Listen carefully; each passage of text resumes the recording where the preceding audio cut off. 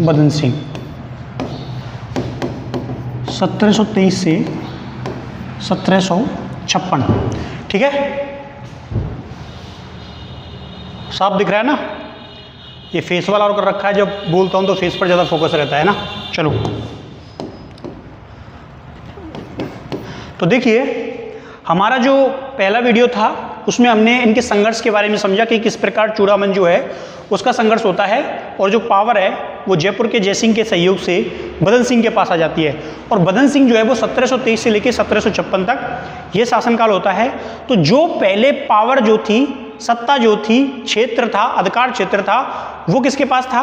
चूड़ामन के पास था। अब वो किसके पास आ गया? बदन सिंह के पास आ गया। तो बिल्कुल आप लोग लिखेंगे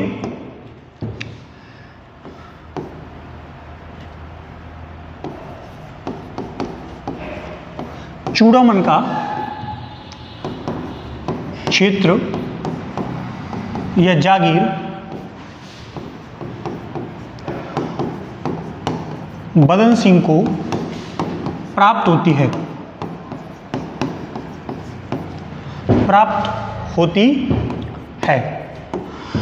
अब इस बात से जयसिंह प्रसन्न था कि भैया चूड़ामन को काम डाउन करने में, उसको कंट्रोल करने में, नियंत्रित करने में सबसे ज़्यादा सहयोग जो है वो बदन सिंह के द्वारा दिया जाता है। पारिवारिक स्थिति का फायदा जो है वो जयसिंह उठाता है और अपने पास रखता तो निश्चित है, संघर्ष होते, लड़ाई होती, झगड़े होती, इसलिए उसने बदन सिंह को ये क्षेत्र है, जागीर जो है वो प्रदान कर दी। अब जैसे ही बदन सिंह को ये क्षेत्र और जागीर प्रदान की तो साथ में राजा ब्रजराज की उपाधि भी प्रदान की गई। ठीक है, तो याद रखना है, राजा और ब्रजराज की जो उपाधि है वो जयसिंह के द्वारा किसको दी जाती है? बदन सिंह को दी जाती हैं। तो यहां अब जाके बदन सिंह को राजा की उपाधि मिली है। किसने दी? जयपुर के जयसिंह ने दी, और ब्रजराज की जो उपाधि है वो भी दी जाती है। यहां पर जयसिंह जो है वो नगाड़े और 5 रंग की ध्वजा ये भी देता है। कैसे दे दी? क्योंकि वो आगरा जो क्षेत्र था इसका सूबेदार था। मुगल शासकों ने जयसिंह को आगरा का सूबेदार नियुक्त कर रखा था। इस हैसियत से, क्योंकि उस साम्राज्य क्षेत्र के अधीन था ये क्षेत्र, उस हैसियत से उसने नगाड़े और 5 रंगी ध्वजा रखने का अधिकार भी दे दिया। बहुत कुछ दिया।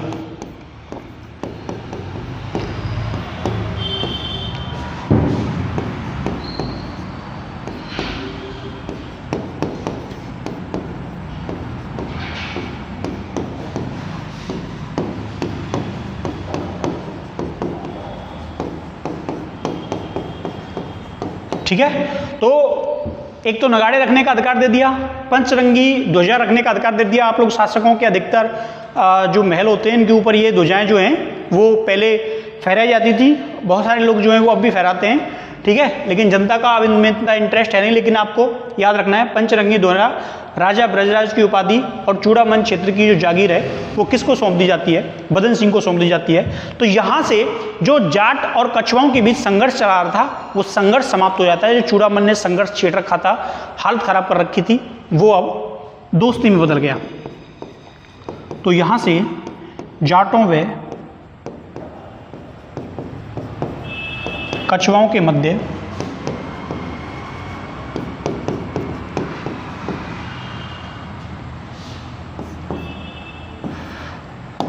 संघर्ष मित्रता में या सहयोग में बदलता है। ठीक है, पहले लड़ाई होती आ रही थी, अब वो लड़ाइयाँ क्या हैं? समाप्त हो गई। और जयसिंह ने बदन सिंह की खूब सारी मदद की, खूब सारी जागीरें दी, खूब सारा पैसा दिया, खूब सारा सम्मान दिया। ठीक है, तो ये बात आपको याद रखनी है। चलो, इसका अगर स्क्रीनशॉट लेना है तो ले लो, अगली स्लाइड में देखते हैं।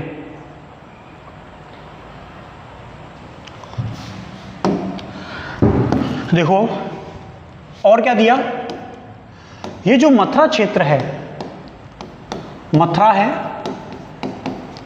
वृंदावन है, पलवल है, होडल है, होडल, हाँ होडल क्षेत्र, की सुरक्षा, ठीक है, ये राजमार्ग के संदर्भ में है। किसके संदर्भ में है? राजमार्ग के संदर्भ में है, यानी कि इन क्षेत्रों में जो राजमार्ग है उस राजमार्ग की सुरक्षा की जिम्मेदारी बदन सिंह को जयसिंह के द्वारा सौंप दी जाती है। सुरक्षा और टैक्स वसूलने का अधिकार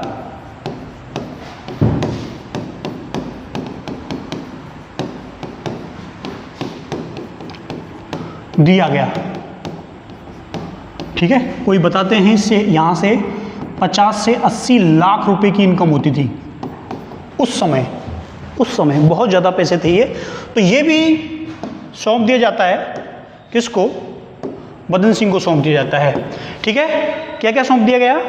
ये मथुरा, वृंदावन, होडल के जो क्षेत्र हैं ये सौंप दिए जाते हैं। अच्छा, इसके बदले में जयसिंह को क्या मिला? इसके बदले में जयसिंह को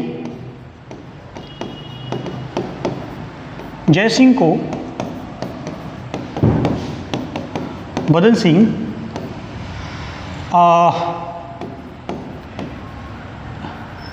83 है ना, 80 या 83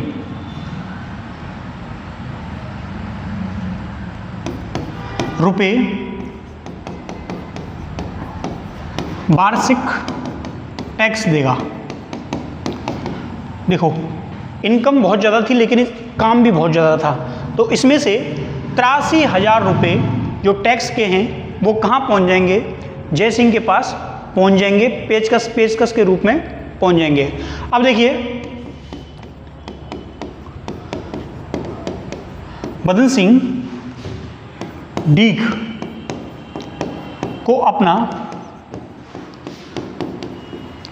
निवास स्थान बनाता है,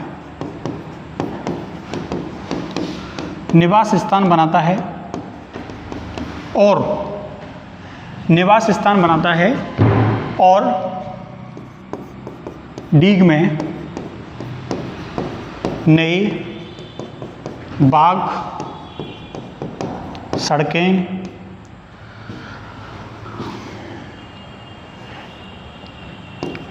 दुर्ग,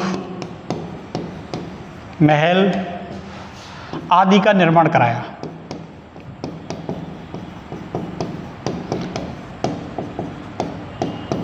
ठीक है, तो बदन सिंह के द्वारा डीग क्षेत्र जो है, इस डीग क्षेत्र में सबसे पहले अपना निवास स्थान बनाया जाता है, अपना केंद्र बनाया जाता है, और उसके बाद यहाँ पर नए बाग स्थापित किए गए, सड़कें, दुर्ग, महल, पानी के लिए तालाब, ये सारी सुविधाएं की, क्योंकि एक जमींदार के लिए प्रारंभ में एक शासक के तौर पर उभरने के लिए एक क्षेत्र का निर्माण करना जरूरी था, कुछ ना था। तो इसलिए डीग को डेवलप किया गया, विकसित किया जाता है इनके द्वारा, और जब इस क्षेत्र को विकसित कर लिया गया तो इसको राजधानी के रूप में डेवलप ये लोग करते हैं। ठीक, इसके बाद दूसरा काम क्या किया? डीग के आसपास की जमीनें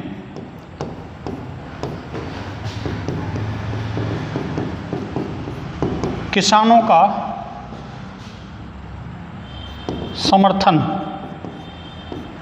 ठीक है, चाहे वो जैसे भी मिला हो, किसानों का समर्थन प्राप्त किया। तो ये बात आपको याद रखनी है, इसका स्क्रीनशॉट लेना है तो ले लो, उसके बाद स्लाइड चेंज करते हैं। चलिए, अब देखो ये सब कुछ हो गया। इसके बाद बदन सिंह जो होते हैं ये जाटों के एकमात्र नेता बन जाते हैं पूरे डीग और उसके आसपास के क्षेत्रों में। इनके अलावा अब कोई इनको चैलेंज करने वाला नहीं होता, और कछवाओं का समर्थन प्राप्त था, और कछवाओं को मुगलों का समर्थन प्राप्त था, तो बैकअप बहुत तगड़ा था। इसके बाद डीग के आसपास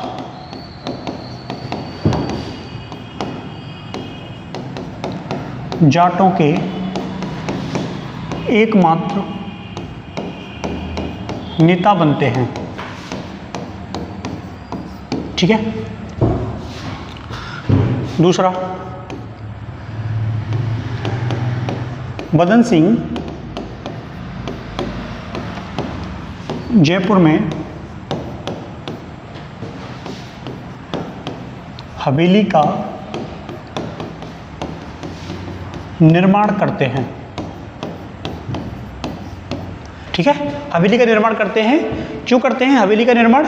क्योंकि जयपुर के अंदर जय सिंह के जो बाकी के उस समय जमींदार थे उनकी भी बहुत सारी हवेली निर्मित थी, तो इन्होंने भी एक बहुत अच्छी खूबसूरत हवेली का निर्माण करवाया। हवेली का निर्माण करते हैं। इसके आसपास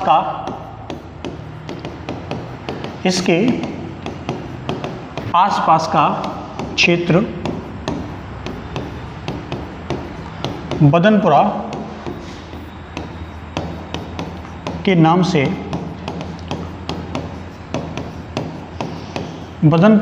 से प्रसिद्ध होता है। बदनपुरा के नाम से क्या होता है?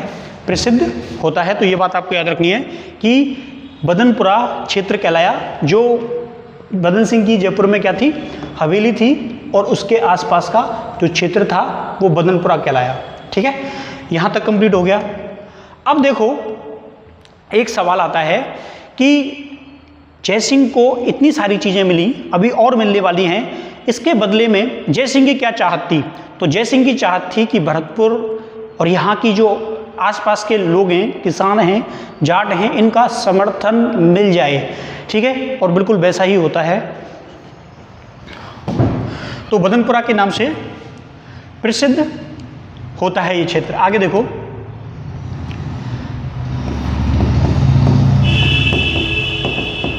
बदन सिंह ने मेवात क्षेत्र के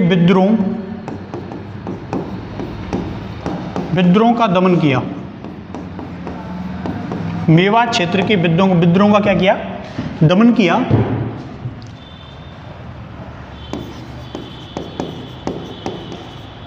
जय सिंह के कहने पर, क्योंकि मेवात अभी ढीक के अधीन नहीं आता। मेवात जो है वो किसके अधीन आता है? जय सिंह के अधीन आता है, कछवाओं के अधीन आता है, इसलिए बात कही गई और यहाँ इसका दमन किया जाता है। तो विद्रोह का दमन किया गया जय सिंह के कहने पर। जय सिंह ने इसके बाद सिनसिनी, ठीक है, काफ़ी फेमस गांव है सिनसिनी का क्षेत्र, ये पहले ये जाटों के अधीन था, फिर ये कछवाओं के अधीन चला गया और फिर पुनः ये कछवा जो हैं इनको देते हैं का क्षेत्र वह मेवात क्षेत्र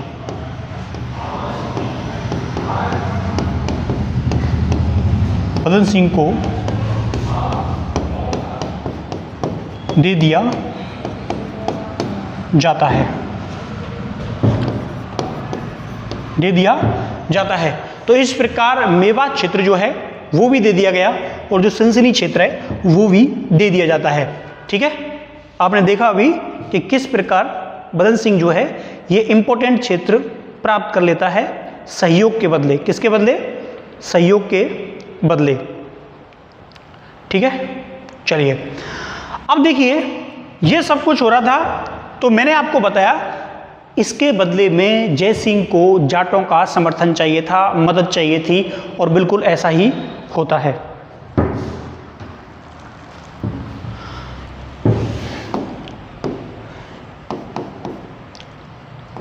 जब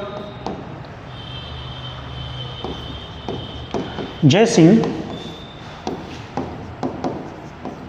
मालवा का सूबेदार था, तब उसने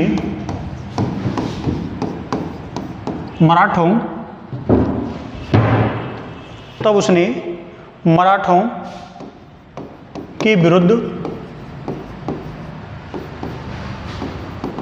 अभियान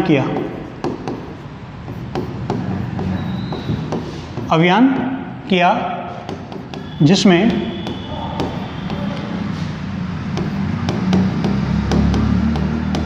बदन सिंह ने, जिसमें बदन सिंह ने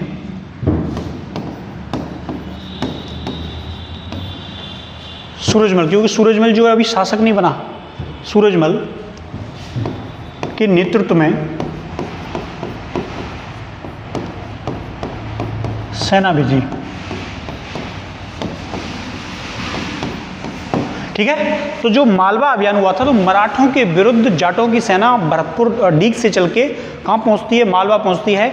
और इससे पता चलता है कि किस प्रकार सैन्य सहयोग था दोनों के बीच में। जहाँ जहाँ जयसिंह को सेना की जरूरत पड़ती थी वहाँ वहाँ बदन सिंह जो है वो अपनी सेना भेजता था। तो एक तो ये उदाहरण हो गया। इसका एक और उदाहरण देखिए,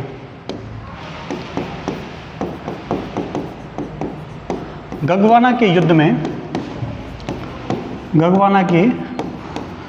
में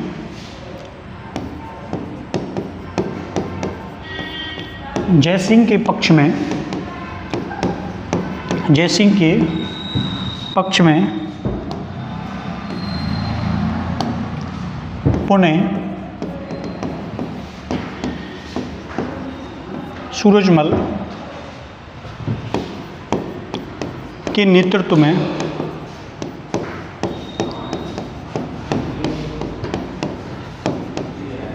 सेना भेजी जाती है, जिसने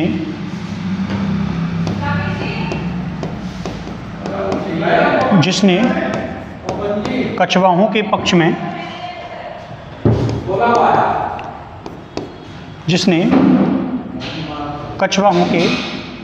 में संघर्ष किया और उसे सैन्य सहायता प्रदान की।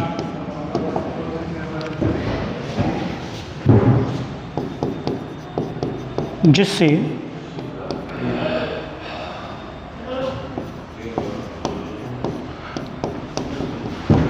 जयपुर रियासत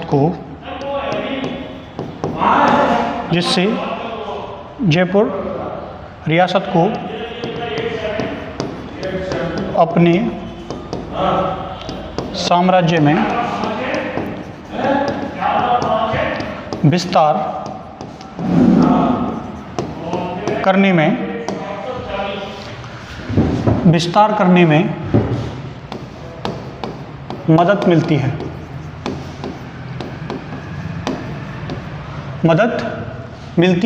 है। ऐसा कई अभियानों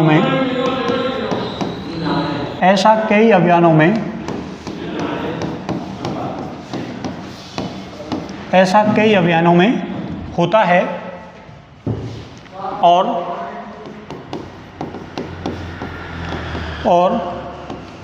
यह उत्तराधिकार युद्ध तक चला। ठीक है, आगे हम ईश्वरी सिंह वाला जो मैटर है वो पढ़ेंगे। उत्तराधिकार युद्ध तक चला। तो इससे पता चलता है कि सैन्य रूप से कितनी जो मदद है वो पहुंचाई जाती है यहाँ से वहाँ तक। इसके बदले में जो रियासतें दी जाती हैं, जो क्षेत्र दिए गए थे, जो सपोर्ट दिया गया था, जो पैसे दिए गए थे, वो फ्री के ना थे। उसके बदले में एक उम्मीद की गई थी कि हमें इसके बदले में जो मिलिट्री सपोर्ट है वो मिलेगा, और वो बिल्कुल दिया जाता है। ठीक है, तो यहाँ पर जो जयसिंह को चाहिए था, एक सपोर्ट चाहिए था पूर्व में, और वो सपोर्ट जो है वो उसको लगातार मिलता रहा। इससे क्या पता चलता है?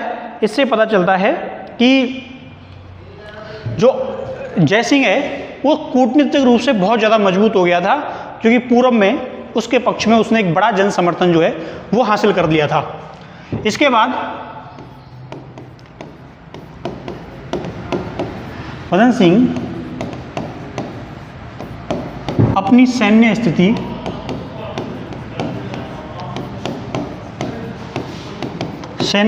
मजबूत करने के लिए सैन्य स्थिति मजबूत करने के लिए दुर्गों का निर्माण करवाता है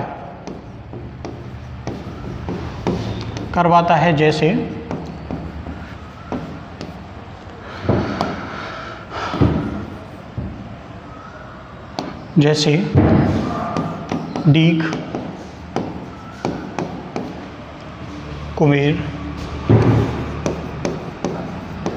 भरतपुर, वैर आदि। ये बातें याद रखनी है। इनका निर्माण, शासन जो क्षेत्र चल रहा था, शासन अधिकार चल रहा था, शासन का कार्यकाल चल रहा था, वो किसका चलता है? बदन सिंह का। इसलिए उसके शासन कार्य में हम इनके निर्माण को पढ़ते हैं, टाइम पीरियड इनका होता है। ठीक है, तो यह आपने देखा कि किस प्रकार इसका जो निर्माण है वो किया जाता है। अब देखो, ये तो हो गया दुर्गों की स्थिति के आधार पर कि भाई दुर्गों के रूप में अपनी स्थिति मजबूत कर ली।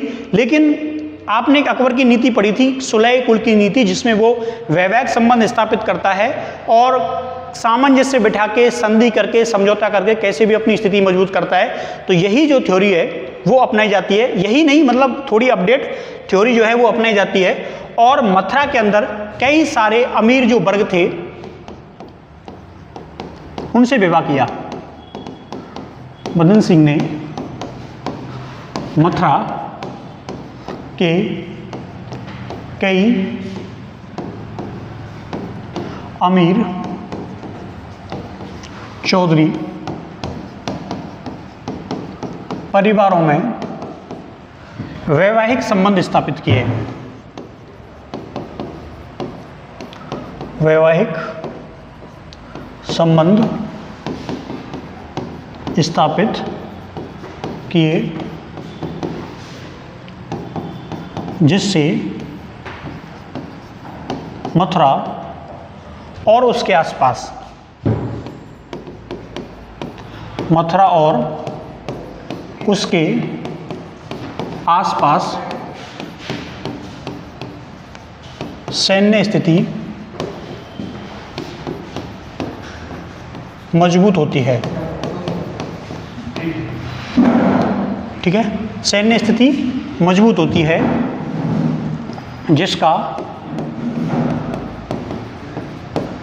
जिसका फायदा युद्ध अभियानों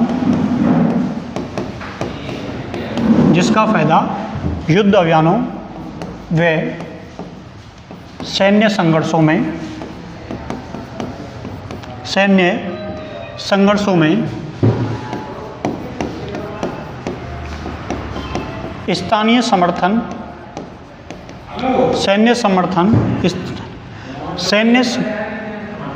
स्थानीय समर्थन प्राप्त होता है।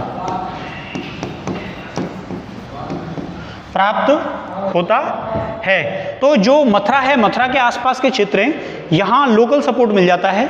लोकल सपोर्ट, रिश्तेदारियों से, सपोर्टों से, वहाँ के लोकल जागीरदार थे, जो किसान थे, उनसे लोकल सपोर्ट मिलता है और उससे उस क्षेत्र में काफ़ी प्रभाव स्थापित होता है। तो ये बात आपको याद रखनी है। इसी के बाद एक और इम्पोर्टेंट जो चीज़ है वो होती है 1727 में। अच्छा, 1727 में क्या हुआ? 1727 में अकबरवाद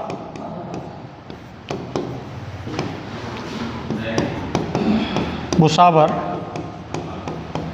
हिंडौन के क्षेत्र जो हैं उनको नजराने के रूप में प्राप्त किया जाता है। अधिकतर आप लोग ये सोचिए कि ठेके के रूप में इनको प्राप्त किया गया। ठेके के रूप में प्राप्त किया जाता है। आप लोगों के मन में सवाल आता होगा ना कि भाई ये जो भरतपुर को जो हिंडौन मिला हुआ है, भरतपुर को जो भुसावर था, और वो तो क्षेत्र स्थानीय था, दिल्ली सपोर्ट का था, लेकिन ये जो दो बड़े क्षेत्र हैं भुसावर और हिंडौन, ये ठेके पे लिए थे उस समय।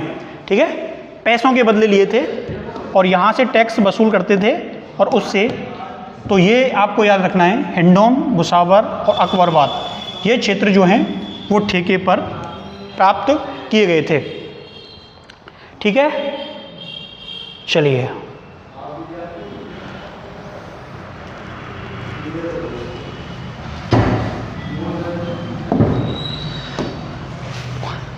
आगे देखो, फरीदाबाद व पलवल, ये दो जगह जो हैं, फरीदाबाद और पलवल, इन्हें भी इसी प्रकार प्राप्त किया गया, इसी प्रकार प्राप्त किया जाता है। बात समझ में आई? तो दो और क्षेत्र थे जिन्हें कुछ समय के बाद इसी प्रकार ठेके के रूप में, टैक्स के रूप में प्राप्त कर लिया जाता है कि भाई तुमको यहाँ का जो उगाई होगी ना, वो जो है वो आपको प्राप्त हो जाएगा। यहाँ पर एक इम्पोर्टेंट जो आपको बात है वो ये बतानी है कि जो सैन्य संचालन है, सैन्य संचालन या हम कहें युद्धों का नेतृत्व है, युद्धों का नेतृत्व है बदन सिंह के अन्य पुत्रों में सर्वाधिक वन मैन आर्मी सूरजमल, ठीक है, के द्वारा किया जाता है।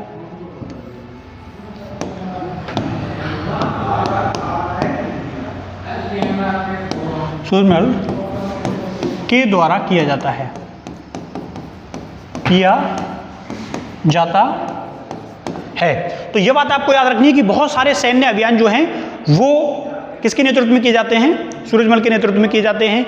इतने बड़े क्षेत्रों को इसमें पलवल आता है, फरीदाबाद आता है, बुसावर आता है, हिंडौन आता है, इनको ठेके के रूप में लिया गया था कि इनकी जिम्मेदारी हमको दे दो, कुछ पैसा जो है वो हम तुमको पहुंचाते रहेंगे। तो ये सारे क्षेत्र भी जो हैं वो कछवाओं से लिए थे, जयसिंह से लिए थे। तो जयसिंह ने बहुत कुछ दिया बदन सिंह को इस उद्देश्य से कि एक सपोर्टर, एक बड़ा वर्ग हमारा जो सपोर्टर है उसके रूप में हमको मिल गया, और एक राजा जो है वो भी हमारा समर्थक बन गया।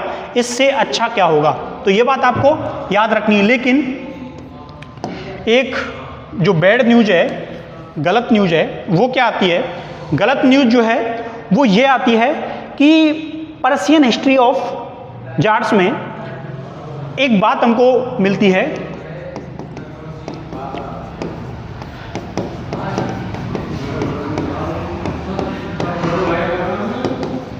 क्या मिलती है कि बदन सिंह का अपने शासन के, बदन सिंह का अपने शासन के 20वें वर्ष, अपने शासन के 20वें वर्ष, 20वें वर्षों में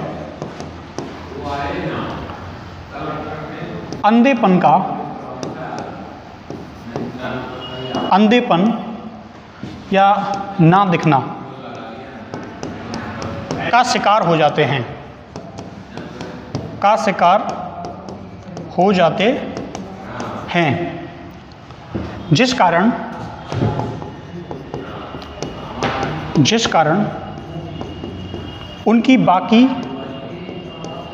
उनकी शासन व्यवस्था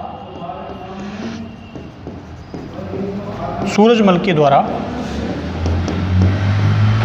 चलाई जाती है।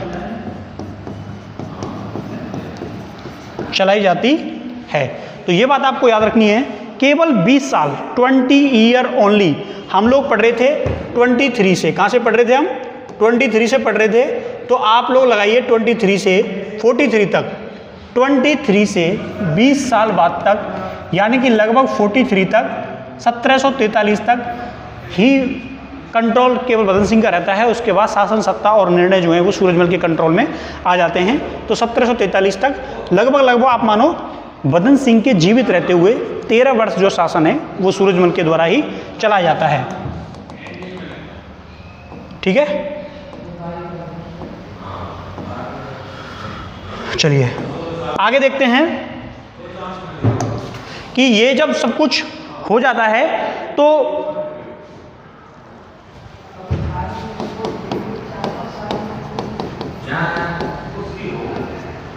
मजलिस ए कौम, मजलिस ए कौम, आप लोग मान लो उस समय की कोई सभा,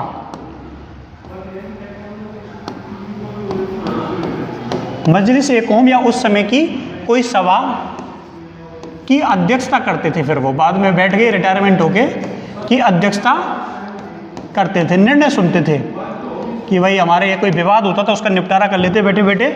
मजलिस ए कौम सभा की अध्यक्षता करते थे।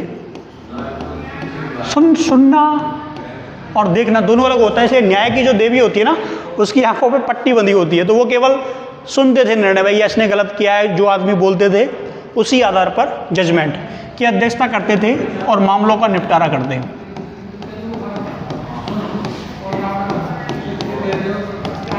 1956 में लिखो,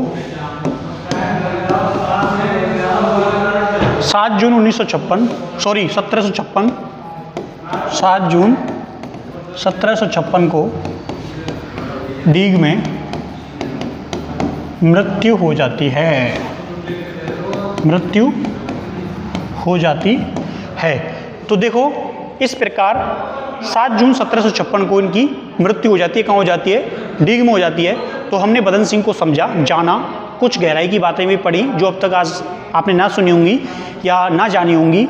और बहुत सारे बच्चे जो हैं वो 1-2 लाइन में इसको ख़त्म कर देते हैं, लेकिन हमने बहुत डीपली बदन सिंह को पढ़ाया। आपके किसी भी एग्जाम में, किसी भी कंपटीशन के एग्जाम में ये इनफ है, काफ़ी है, इससे ज़्यादा कुछ नहीं आएगा और कभी नहीं आएगा, है ना। और बहुत सारे बच्चों के पास ये जानकारियाँ होती भी नहीं है। ऐसा नहीं कि हमने कोई अलग से तीर मारा है, थोड़ी बहुत मेहनत की, लिखा और आपको पढ़ाया।